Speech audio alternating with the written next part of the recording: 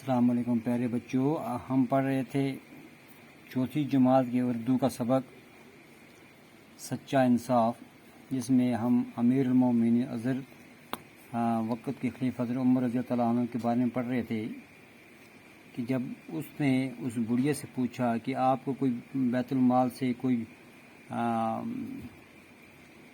معاوضہ وغیرہ وظیفہ وغیرہ مقرر نہیں ہوا تو اس نے انکار کیا۔ تو فی الحال حضرت عمر رضی اللہ عنہ جو تھے وہ واپس آئے، انہوں نے واپس آ کے بیت المال سے آٹا لیا، گھی، کھجوریں لیں، اپنے پیٹھ پر لاد کے لیں۔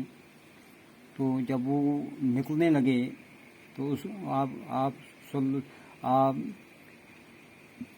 کے جو غلام تھے انہوں نے کہا، امیر المومنین آپ کیوں تکلیف کر رہے ہیں، کہ آپ کیوں تکلیف کر رہے ہیں، لائیے میں پہنچا دوں۔ کہ امیر المومنین وقت کے خلیفہ کو اس کے غلام نے کہا کہ جناب آپ کیوں تکلیف کر رہے ہیں، آپ مجھے یہ بوری مجھے دے دیں، میں وہاں پہ پہنچا دوں گا۔ حضرت عمر رضی اللہ عنہ نے کہا، نہیں، جب قیامت میں تم میرا بوجھ نہیں اٹھا سکتے تو آج میں تم سے اپنا بوجھ کیوں اٹھاؤں؟ کہ اگر قیامت کے دن کوئی کسی کا بوجھ نہیں اٹھا پائے گا، آپ میرا بوجھ نہیں اٹھا پاؤ گے، تو آج کیوں میں اپنا بوجھ آپ کے اوپر اٹھواؤں؟ یہ کہہ کر آپ رضی اللہ عنہ سارا سامان خود لے کر عورت کے پاس پہنچے، خود بیٹھ کر چولہا پھونکا، کھانا تیار کر کے بچوں کو پیٹ بھر کھلایا۔ بچے ہنسی خوشی سو گئے کہ انہوں نے خود اس کھانے کو تیار کیا، بچوں کو کھلایا اور وہ بچے سو گئے۔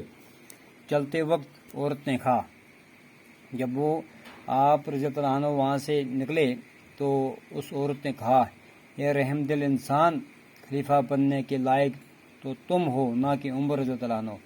کہ بھئی وہ پہچانتی نہیں تھی کہ بھئی عمر رضی اللہ یہی ہیں۔ تو اس نے کہا کہ بھئی رحم دل آدمی، جس آدمی نے کہ اپنے پیٹھ پہ لاد کے راشن لایا، پکایا، کھلایا، اس کو کہا کہ بھئی آپ بہت رحم دل آدمی ہو، کہ وقت کے خلیفہ، وقت کے بادشاہ تو آپ بننے کے لائق تھے، نہ کہ عمر رضی اللہ عنہ۔ حضرت عمر رضی اللہ عنہ بولے، مائی معاف کرنا، عمر رضی اللہ میں ہی ہوں۔ کہ بھئی اب حضرت عمر رضی اللہ عنہ نے اس بڑھیا مائی سے کہا، معاف کرنا، عمر رضی اللہ میں ہوں، مجھ سے واقعی کوتاہی ہوئی ہے، کہ مجھ سے یہ کوتاہی غلطی ہوئی ہے کہ اب